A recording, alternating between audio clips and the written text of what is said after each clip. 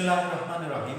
প্রিয় শিক্ষার্থীবৃন্দ, উচ্চ মাধ্যমিক পদার্থবিজ্ঞান প্রথম পত্রের অনলাইন ক্লাসে তোমাদেরকে স্বাগত জানাচ্ছি। সারা বিশ্ব আজ করোনায় আক্রান্ত, করোনা নিয়ে চিন্তিত। এ সময় আমরা অনেকেই নিজ গৃহে পরবাসী হয়ে জীবনযাপন করছি। তবে প্রত্যাশা করছি তোমরা বসে নেই কেউই। করোনা সংক্রমণ রোধে বিকল্প ব্যবস্থায় শিক্ষার স্থবিরতা কাটিয়ে শিক্ষা অর্জনের গতিকে চলমান রাখতে সরকারের এই উদ্যোগকে স্বাগত জানিয়ে তোমরা নিয়মিত অনলাইন ক্লাসে সম্পৃক্ত হচ্ছ এবং সেই লক্ষ্যে আমিও সাথে থাকবো ইনশাল্লাহ নিয়মিত আয়োজনে। তো আজকে উচ্চ মাধ্যমিক পদার্থবিজ্ঞান প্রথম পত্রের ভেক্টর অধ্যায়ের একটি গুরুত্বপূর্ণ টপিক নদী পারাপার এই বিষয়ে আলোচনার চেষ্টা করছি। আশা করছি সাথে আছে। তো আমরা জানি পুকুর এবং নদীর পানির মধ্যকার মৌলিক যে পার্থক্য, পুকুরের পানি শান্ত এবং নদীর পানি ক্রমাগত ধাবমান। তবু আমরা হিসাবের সুবিধার্থে আমরা ধরে নেব যে নদীর পানি অর্থাৎ স্রোত ভিটি ধ্রুব বেগে ধাবমান। আমরা ধরে নিলাম যে একটা নদী বাম থেকে ডান দিকে প্রবাহিত হচ্ছে। তোমরা ইচ্ছা করলে ডান থেকে বাম দিকেও প্রবাহিত ধরে নিতে পারো এবং নদীর প্রস্থ আমরা ধরে নিলাম ডি।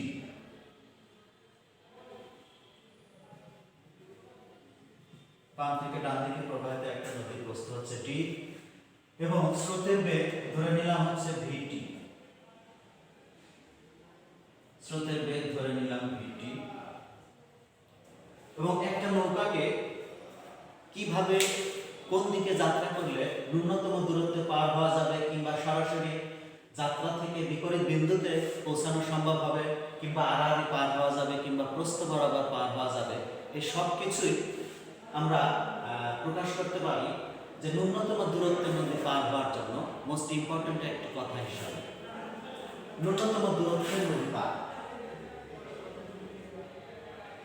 আমরা প্রথমেই জানবো ন্যূনতম দূরত্বে কিভাবে নদী পার হওয়া যায়।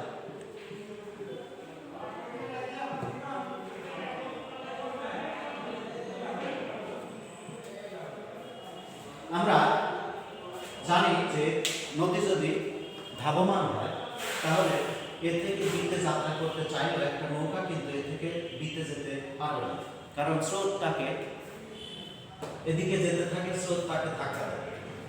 তো সেই ক্ষেত্রে স্রোতের কারণে নৌকা যখন প্রভাবিত হবে, ঠিক এ থেকে যদি বিতে যাত্রা শুরু করে ব্যর্থ হবে, বিধায় তাকে একটা কোণ করে রওনা দিতে হবে। আমরা দেখালাম ঠিক এ থেকে সি এর দিকে এবং স্রোত যাবে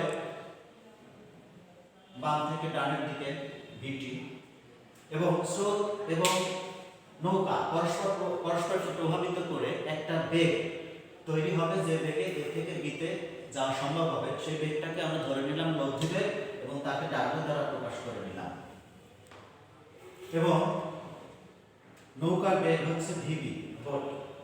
তাহলে আমরা ভেক্টরের ত্রিভুজ সূত্র থেকে লিখতে পারি ভিবি স্কয়ার সমান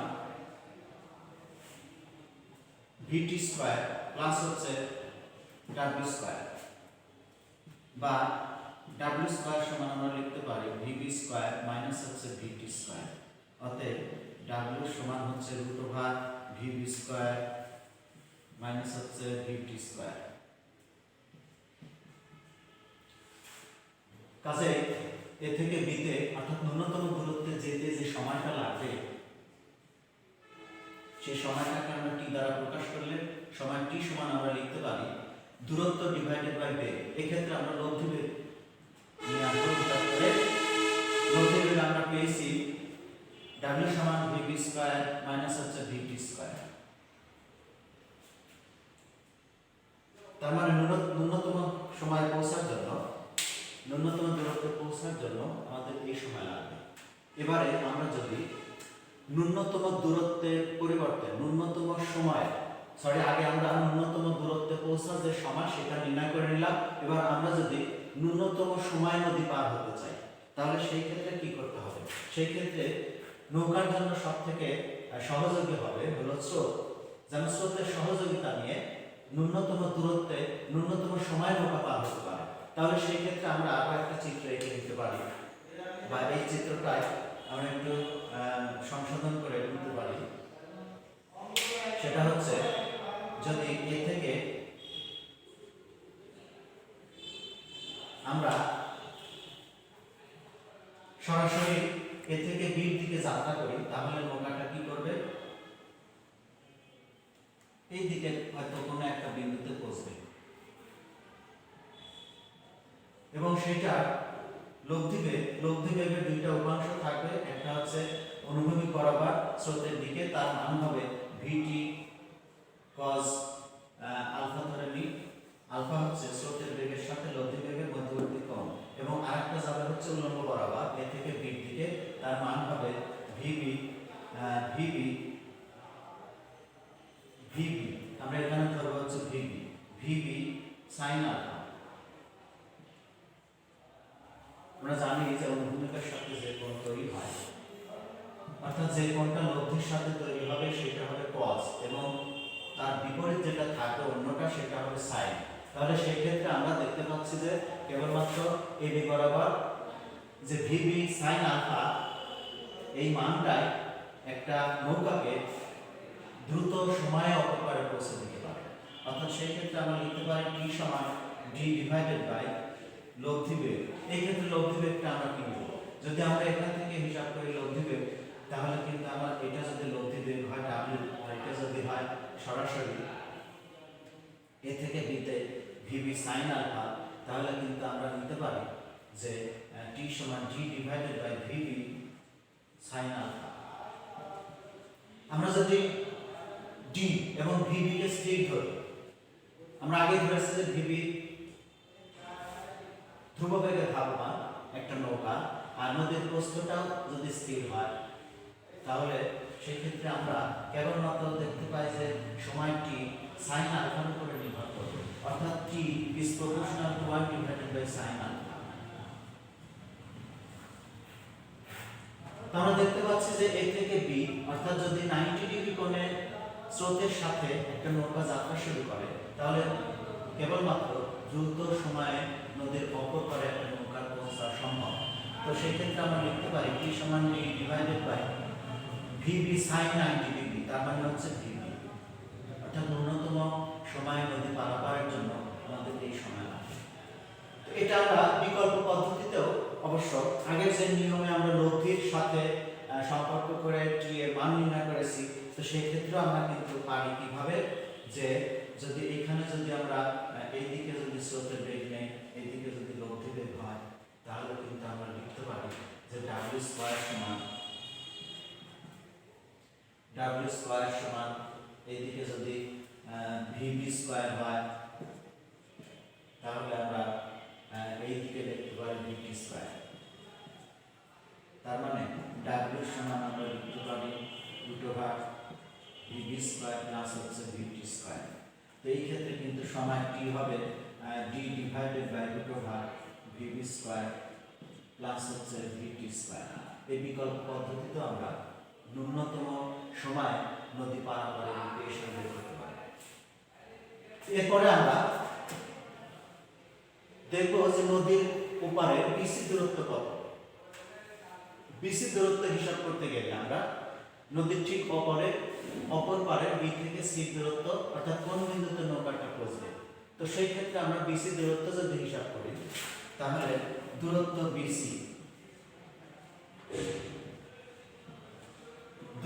বিসি সমান আমরা লিখতে পারি বেগ ইনটু সময়, অর্থাৎ স্রোতের দিকে যে বেগ ভিটি ইনটু সময় ইনটু টি। এই ক্ষেত্রে ভিটি কিন্তু আমরা লিখব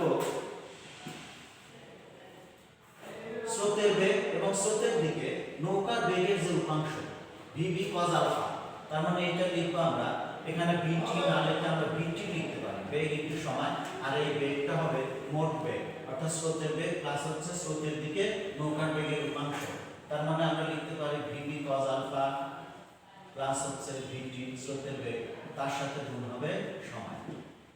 তো এইভাবে আমরা ন্যূনতম দূরত্ব ওপারের যে বিসি দূরত্ব সেটা হিসাব করতে পারি। তো এর আগে আমরা যে বিষয়গুলো আলোচনা করেছি, এরপরে আরো একটা বিষয় আমরা যদি অনুসন্ধান করতে চাই, যে অর্থাৎ কত কোণে একটা নৌকাকে এপার থেকে ওপারে সরাসরি পৌঁছার জন্য যাত্রা শুরু করবে। তো সেই ক্ষেত্রে আমরা এইখানে যদি লিখে নিই, যেমন ধরে নিলাম এ থেকে বিতে যাত্রা করার জন্য আলফা কোণে স্রোতের সাথে একটা নৌকাকে চালাতে হবে। কোনটা ধরে নিলাম হচ্ছে আলফা, এবং আমরা ধরে নিলাম যে সেক্ষেত্রে লব্ধি বেগ নৌকা এবং স্রোতের মধ্যবর্তী পরস্পরকে প্রভাবিত করার ফলে যে লব্ধি বেগ তৈরি হলো, সে লব্ধি এবি বরাবর যে লব্ধি বেগ ডাব্লিউ এবং স্রোতের বেগের মধ্যবর্তী কোণ হচ্ছে থিটা। তাহলে সেই ক্ষেত্রে আমরা সামান্তরিকের সূত্রে পেয়েছি লব্ধির দিক নির্ণয়ের ক্ষেত্রে tan থিটা সমান আমরা এদিকে যদি ভিবি ধরি তাহলে আমরা লিখতে পারি, এটাকে যদি একটা সামান্তরিক কল্পনা করি তাহলে লিখতে পারি VB sin alpha divided by VT plus হচ্ছে ভিবি cos আলফা, বা sin থিটা মানে জানি tan থিটা সমান sin theta divided by cos theta, তার মানে 1 ডিভাইডেড বাই 0, তার মানে 90 ডিগ্রি যেহেতু মধ্যবর্তী কোণ থিটার মান, তাহলে লিখতে পারি VB sin alpha divided by VT plus হচ্ছে ভিবি cos আলফা। আর গুণ করে দিলে আমাদের আসে হচ্ছে ভিটি প্লাস হচ্ছে ভিবি cos আলফা সমান হচ্ছে 0। তো এখান থেকে আমরা লিখতে পারি cos আলফা সমান minus VT divided by VB, বা আলফা সমান cos inverse minus VT divided by VB. এখান থেকে একটা বিষয় লক্ষণীয় যে স্রোতের বেগের তুলনায় নৌকার বেগ সবসময় বড় হতে হবে, তবে একটা নৌকা ঠিক অপর পারের বিন্দুতে অথবা আড়াআড়ি কিংবা প্রস্থ বরাবর পৌঁছা সম্ভব হবে। তো এই ছিল আজকের ক্লাস। আশা করছি তোমরা নিয়মিত অনলাইন ক্লাসে সম্পৃক্ত হবে এবং স্বাস্থ্য সুরক্ষা মেনে মহান আল্লাহ রাব্বুল আলামিনের ইচ্ছা তোমরা ভালো থাকবে এবং ভালো থাকার চেষ্টা করবে পরিবারের সবাইকে নিয়ে। ধন্যবাদ সবাইকে।